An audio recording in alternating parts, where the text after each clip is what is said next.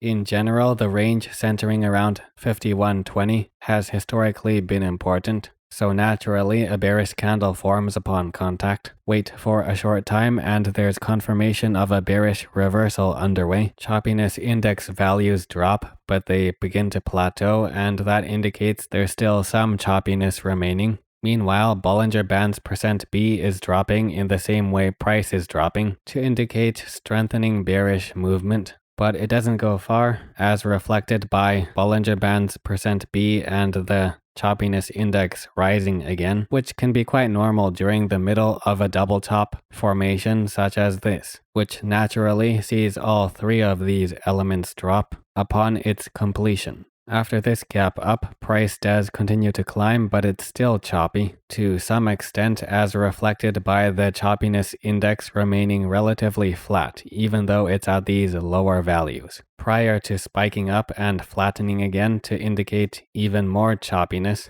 Now for a successful gap fill, it would be preferable to see consecutive closes under the 35 level, while at the same time the Bollinger Band's %B indicator remains low, as the choppiness index begins to decrease for an indication of stronger trending movement on the chart, which is in clear contrast to the choppy movement within the range just after the gap up.